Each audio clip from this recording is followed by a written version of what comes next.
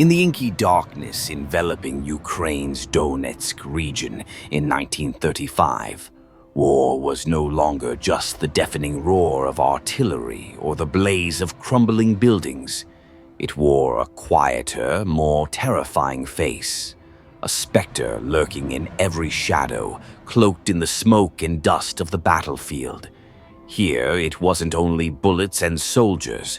There were wordless tales, mysteries that made even hardened veterans who'd stared death down shudder with nameless dread. Today I'm sharing one such story, a tale beyond the frame of any Hollywood war epic, one I'm not sure I fully believe but can't stop thinking about. This story comes from Jake, a young lieutenant in Ukraine's 79th Air Assault Brigade. He sent me a long, somber email, heavy with weight. In it, he begged me to conceal his real name for security reasons, but allowed me to share his truth, to tell the world of his experience. A strange, dark night about 9 kilometers southeast of Ilovaisk, where the line between reality and illusion grew impossibly thin. "I don't know if anyone will believe me," Jake wrote, "but I can't keep this story to myself. I don't want it buried with the war." His words open a haunting journey, a blood-soaked memory laced with mystery, unfit for textbooks or newsreels. In 935, Ukraine was a furnace, a land torn by conflict where gunfire rang daily and every meter of soil was stained with blood. Donetsk was a vast battlefield, each step a gamble with death. The 79th Brigade, Jake's unit, was renowned for its steel, fighting relentless battles since 2040. At 25, Jake led a platoon of 30 young soldiers, riding aging BTR-80s, Soviet-era relics, war machines worn through generations. In another email, he'd joked, "Driving a BTR-80 is like steering a Vietnam War-era truck. No AC, no comfort, just dust, sweat, and the smell of hot metal." He was the kind of leader you'd see in films. Tough, taciturn, always putting his men's lives before his own, ready to charge into hellfire to save them. That night, Jake's platoon was tasked with escorting an ambulance from a shelled outpost near Ilovaisk to Mariupol, about 100 kilometers away. It sounded simple. Ferry 2 wounded soldiers to a hospital, a routine job in war. But Jake knew in Donetsk, nothing was truly easy. Every road could hide an ambush, every tree could conceal an enemy, every step could be the last. The convoy had 3 vehicles, the ambulance in the center flanked by 2 BTR-80s. They set out under a fading sunset, the sky an eerie red, like blood smeared on silver cloth. Jake rode in the lead vehicle, eyes glued to the radio, fingers tapping to check frequencies. He quipped to the driver, "Mike, if we make it, I'm buying you Ukrainian pizza, though it's no Domino's." Reading it now, the jest feels bitter, poignant. 2 minutes after their wheels rolled onto the narrow road from the forest, hell opened its gates.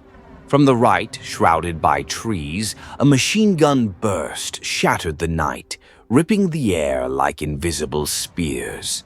"Like watching Rambo, except you're the target," Jake wrote. It was an ambush. A Russian recon platoon from the Skov division, elite paratroopers, had set the trap. They spared the ambulance, a rare nod to military honor, but unleashed relentless fire on the BTR-80s.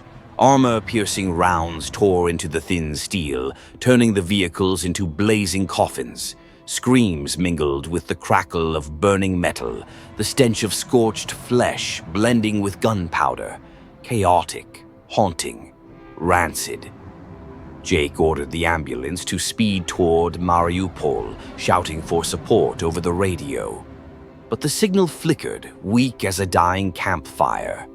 Then, from the enemy, a terrifying weapon emerged, a bumblebee thermobaric flamethrower. It wasn't just a weapon. It was, as Jake described, the devil's wrath. A cloud of fuel ignited, erupting into a fireball and shockwave of destruction.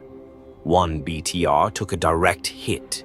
15 soldiers, half Jake's platoon, died instantly, incinerated in their steel cage.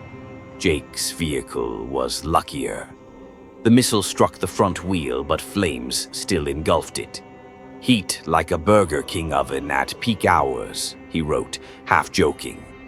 With no choice, he ordered evacuation. He and 10 surviving soldiers crawled from the burning wreck, skin blistered, eyes nearly blinded by the heat. They fled into the forest, hiding in the dark as gunfire sputtered behind them. Lying on the cold earth, breaths heavy, Jake realized war wasn't just a clash of bullets and blood. It was a confrontation with the inexplicable, shadows where light never reached. That night in Donetsk's forest, he and his men encountered something beyond human understanding. This isn't a blockbuster tale. It's war's true face, chaotic, brutal, bloody, and sometimes an eternal mystery. I invite you to step into that dark night. Once you do, you'll never see war the same way again. In the sweltering summer afternoon of 1935, Donetsk's sky hung veiled in thin gray smoke, silent yet stifling.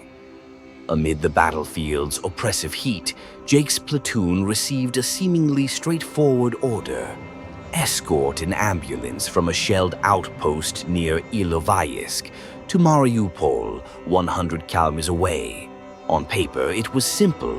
Deliver 2 wounded soldiers to a hospital, a repetitive wartime task with no apparent complexity. But for Jake, seasoned by countless brushes with death, no mission in Donetsk was truly easy. He knew that beneath the veneer of ambulance escort lurked unforeseen dangers, invisible traps that could snatch life in an instant. Jake had quipped in an email to me, "Easy as grabbing a Five Guys burger." But I sensed the irony, the bitter edge of a man too familiar with war, knowing nothing was simple when wheels rolled over blood-soaked ground. His convoy comprised 3 vehicles, an ambulance in the center, flanked by 2 aging BTR-80s, carrying him and his platoon. These Soviet-era armored relics, weathered through decades, served as makeshift mobile fortresses, shielding young soldiers on the edge of life and death. Field medics had worked miracles, patching up the wounded pulled from the hell of artillery fire. Groans, the rustle of bandages tightening over wounds, and labored breaths in the ambulance's stifling heat formed a weary symphony, yet one faintly glowing with hope. As the sun cast long shadows over the dense forests lining the road, the convoy rolled out. The route to Mariupol was a narrow, winding path between towering trees, like green walls closing in, swallowing anyone who dared enter. Jake sat in the lead vehicle, eyes tracking each turn of the wheels, one hand gripping the radio, the other never straying from the rifle at his side. Glancing at Mike, the driver, he flashed a half-joking grin. "If we make it, I'm buying you Ukrainian pizza, though it's no Domino's." The words were light, but I felt their weight, a silent prayer, a fragile hope clinging amid war's uncertainty. Jake knew this road. He knew its terrain was an ambusher's dream. Dense forests flanked both sides, gnarled trees like dark arms embracing the narrow path. It was the kind of ground any Fort Bragg-trained soldier would call an ambush nightmare. No cover, no room to maneuver. A perfect trap where silence could herald a storm. Jake felt his heartbeat slow, stretching with each faint sound outside. A snapping twig, a late bird's cry, a gust through the brush. Each noise amplified tenfold in his mind, like covert signals from some waiting force. The convoy pressed on. Wheels ground over dry earth, leaving faint dust trails. The stench of fuel, sweat, and hot metal mingled in the air. Jake checked the radio again. The signal was weak, static, laced with ominous silences. He clutched the mic as if willing the signal closer, clearer. But outside, the sky darkened, and the space around him seemed to contract, heavy and suffocating. Then, just 2 minutes after rolling onto that narrow road, hell descended. A flash sparked from the trees on the right, followed instantly by a barrage of gunfire tearing through the air, roaring like thunder from the earth. Heavy 12.7mm machine gun rounds screamed, slamming into the BTR-80's thin armor like giant claws rending the quiet. Metal clanged, bullets burrowed deep, glass shattered in a cacophony. It happened so fast, Jake only managed a gut-driven command before the world around him drowned in chaos. The bullets spared the ambulance, a shred of honor from the ambushers, or perhaps cold calculation. But they hammered the two BTR-80s. Heavy rounds pierced the flimsy armor, turning the vehicles into mobile furnaces. In that moment, time slowed for Jake. His men's screams, flames erupting from the chassis, thick smoke coiling in his nostrils, and a bitter, paralyzing helplessness spreading through him. He gripped the radio, shouting for help, but the signal flickered, frail as a thread about to snap. And in that instant, Jake knew the mission that seemed easy as a burger had become a one-way trip. A journey where each step forward only drew them closer to death's edge. In the thick darkness of Donetsk's forest, war revealed its true form, ferocious, merciless, and never fair.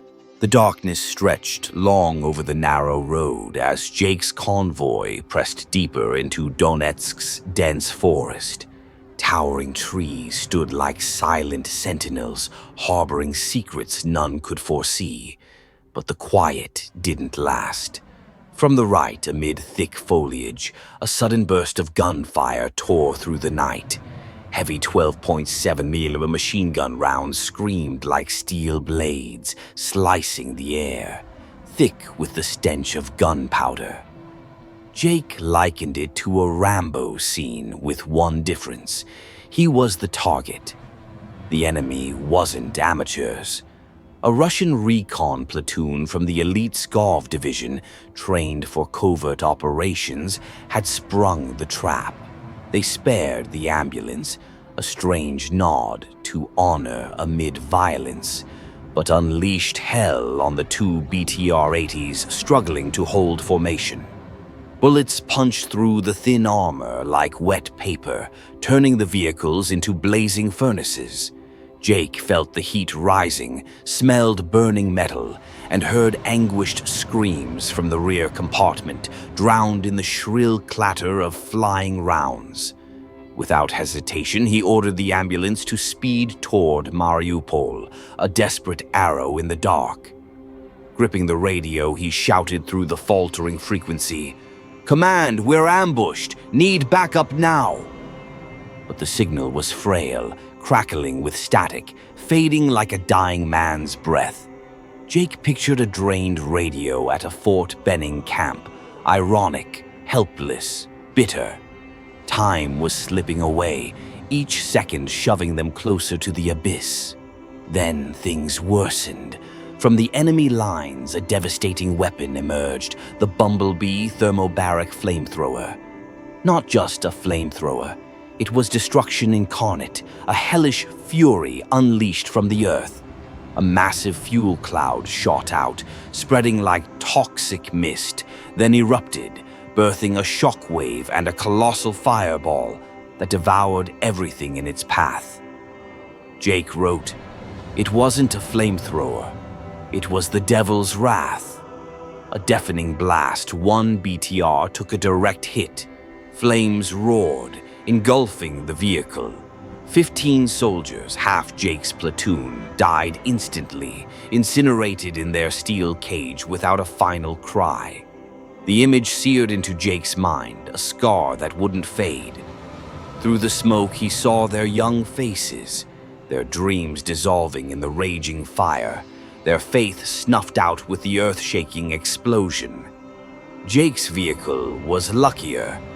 The missile struck the front wheel, but it was enough to make it a death trap. Flames surged, spreading across the chassis, turning the area into a roiling sea of fear. Jake felt the heat like an invisible wall, pressing, forcing him back in his seat. He'd compared it to standing by a Burger King oven at peak hours. But there were no customers, no laughter, only the stench of burning and screams mingling with gunfire. There was no choice. Jake knew they couldn't stay in the steel furnace. He ordered the survivors to evacuate. The door flung open.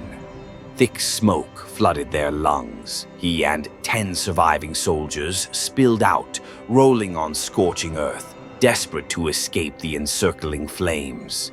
Skin blistered, eyes stung, blurred by the heat. Each crawl, each breath was a fight for life. The ground beneath their hands burned like ash, the trees like skeletal hands clawing at them, pulling them into the dark. They slipped into the forest, taking cover left of the road, concealed under dense foliage. Breaths heavy, hearts pounding, Jake felt his chest might burst. They lay still, ears straining for any sound, praying for reinforcements before the enemy swept through. In that moment, Jake realized war wasn't just bullets and guns.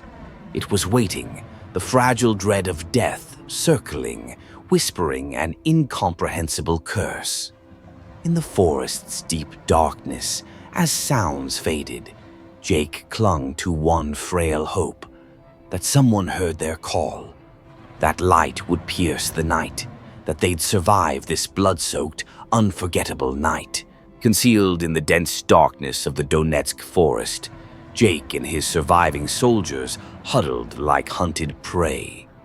The acrid stench of gunpowder lingered, mingling with the scorched metal reek seeping through the leaves. Flickering flames from the burning BTR behind them cast faint, wavering light, pulsing like the fragile breath of fading life. They had little left, worn AKs, a few final magazines, and exhaustion etched into their faces. No night vision goggles, no thermal scanners, no modern tools to detect the enemy. They lay still, backs pressed to the cold earth, ears tuned to the slightest tremor. Jake wrote in his email, "We were sitting ducks, like a football team down 0-50, knowing we're about to get crushed, but still clinging to the field." In that moment, Jake's senses stretched to their limit. His eyes pierced the pitch black ahead, straining to spot enemy signs in the murky void. His ears caught every rustling leaf, every distant footfall. His hands gripped the rifle, knuckles white with tension. He knew one mistake, one errant move, and death would strike like lightning. At such close range in this labyrinthine terrain, any shot could be their last. Jake gingerly lifted the near-dead radio, trying to relay enemy coordinates to artillery. His voice, hoarse and breaking, fought through the feeble, crackling signal. He knew the odds of connecting were near zero, but he tried, clinging to the last thread of hope linking them to the outside world. Before he could finish, a deafening blast shattered the night, the ground quaking like an earthquake. Another bumblebee detonated, its flames licking through the trees like a dragon's breath, incinerating everything in its path. Jake's face seared, a sharp pain spreading, throbbing to his bones. He knew he was burned, likely second or third degree. He wrote, half joking, "I thought I'd meet John Wayne at Heaven's Gate." But he was alive. In agony, but alive. Jake crawled deeper into the brush, dragging his remaining men into the forest's thickest shadows. They lay curled, breaths heavy, chests heaving with rapid heartbeats. Sweat soaked them, clinging like cold mud. They waited, each minute stretching like a century. Then, abruptly, everything stopped. The gunfire, shouts, engines, all vanished, replaced by an eerie, surreal silence. It enveloped the chaotic battlefield. Jake listened. No rolling wheels, no Humvee rumble, no helicopter blades, no sounds from allies. Only the faint whistle of wind through leaves, the soft crack of branches under its weight. Jake glanced at his men. Their eyes, wide with confusion and smoldering fear, mirrored his own. They held their breath, listening harder. But nothing. Absolute silence. A chill crept down Jake's spine as if an invisible icy breath grazed his neck. An odd unease enveloped him, unlike any battlefield fear he'd known. This wasn't dread of ambushes, bullets, or mines. It was a child's fear, lost in the dark, unsure what lurked beyond. Then, from across the road where the Russian platoon hid, a blood-curdling scream pierced the night, like a lost soul's wail. It was followed by chaotic gunfire, rapid, frenzied bursts. Jake strained to hear. Bullets whizzed through the trees, but not toward them. What or who were they shooting at? Mike, the driver still at Jake's side, whispered, voice trembling, "What the hell are they shooting at?" His hands clutched his M16, eyes locked on the darkness where gunfire persisted, aimless and frantic. The bursts seemed to target nothing, as if the enemy fought an invisible foe or fired in uncontrolled panic. Then, as suddenly as it began, the shooting stopped.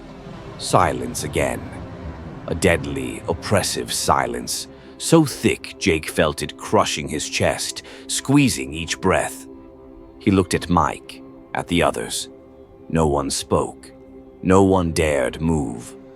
They all felt it. Something was out there, watching from the dark. Jake's skin prickled, a cold dread seeping through his veins, his nerves. He'd never believed in ghosts, but in that moment, he wondered if this battlefield held something beyond bullets, tactics, or humanity.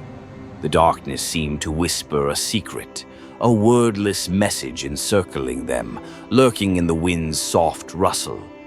Jake didn't know what happened. He couldn't fathom why an elite, disciplined platoon descended into chaos, seemingly turning on itself.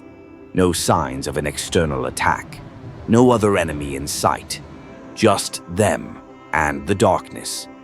In that moment, Jake realized the worst enemy wasn't always bullets or flamethrowers.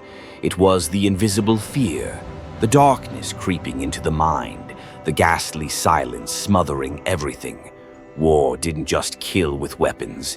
It killed with silence, confusion, and the sense of being lost in a battlefield stripped of logic. Jake tightened his grip on his rifle, closed his eyes, and prayed, not just for his life, but for the souls left behind, for the mysteries that would never be answered. In that dark night, he knew, even if he survived, he'd carry this question forever. 15 minutes. The time felt eternal, each second stretching into heavy, suffocating breaths that enveloped Jake and his surviving soldiers. They lay still beneath the trees, backs pressed to the cold earth, breaths ragged, hearts pounding like drums in a frantic panic. The stench of gunpowder clung to them, mingling with the smells of charred skin. hot metal, and the lingering reek of war. Then, when hope seemed nearly extinguished, an engine's hum rose in the distance.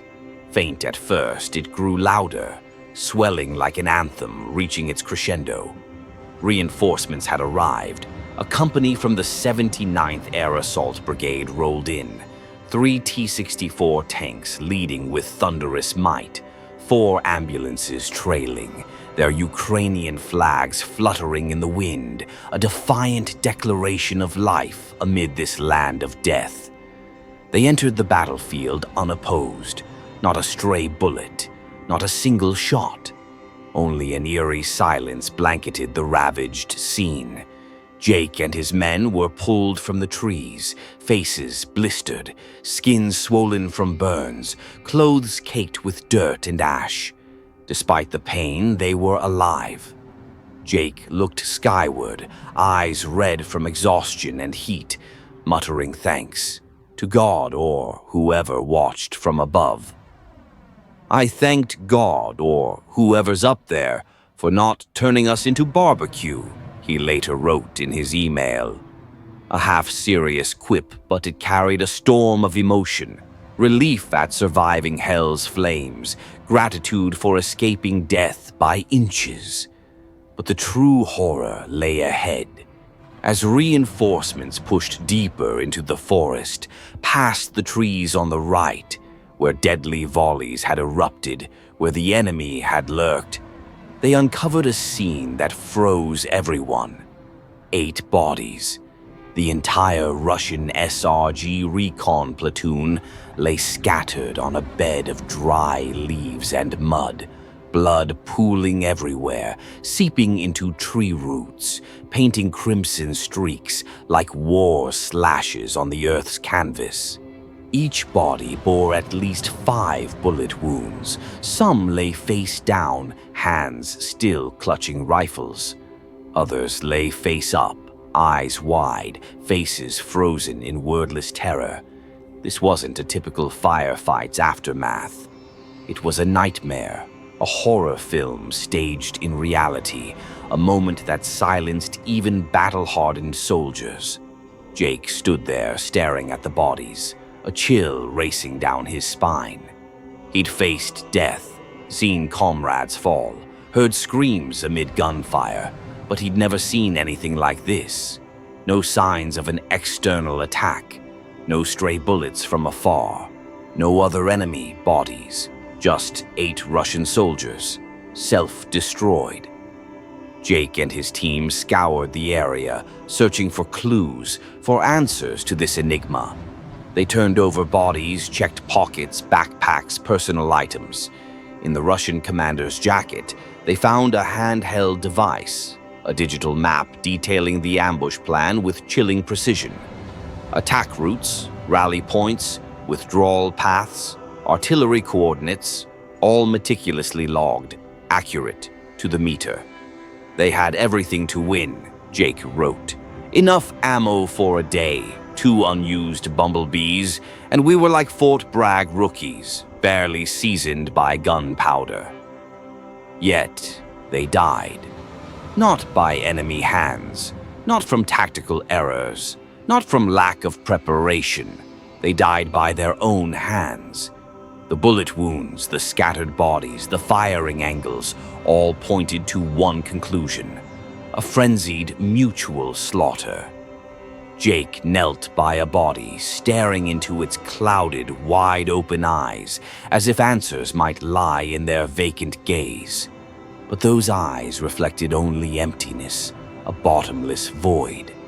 No one knew what happened among those trees. No explanation fit. No strange footprints. No third-party casings. No trace of another foe.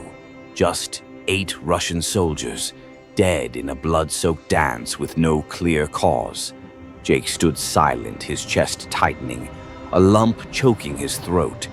Part of him wanted to believe it was a tactical blunder, a deadly misunderstanding, a garbled signal turning them on each other. But a deeper, colder part whispered a more horrifying theory.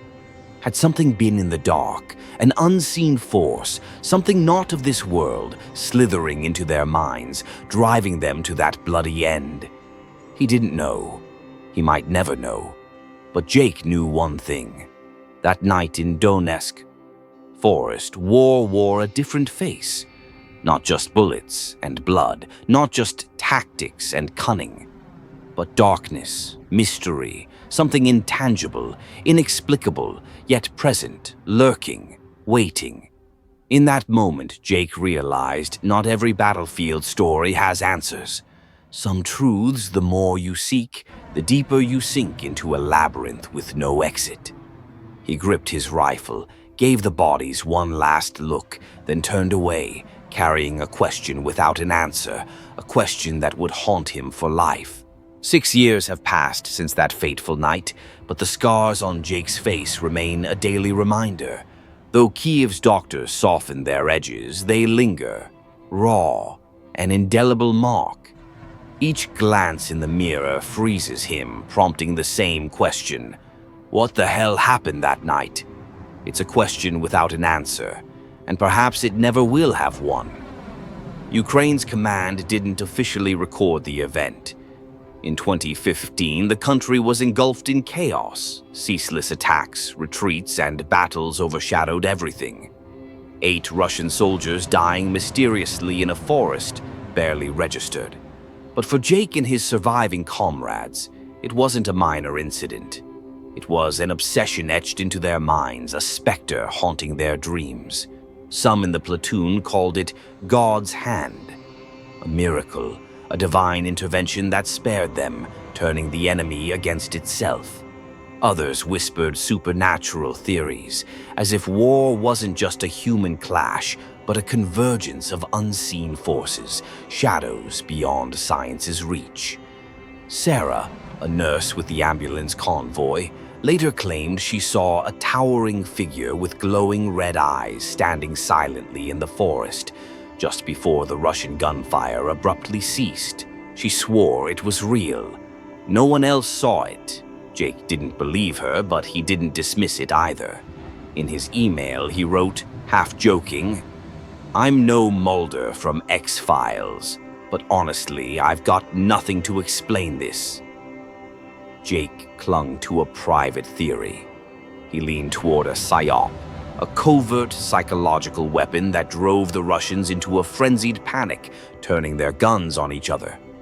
But then he questioned, why? Why target a platoon with the upper hand? Why hit an elite SRG unit? These weren't green recruits. They were Skov paratroopers, hardened by rigorous training and brutal battlefields.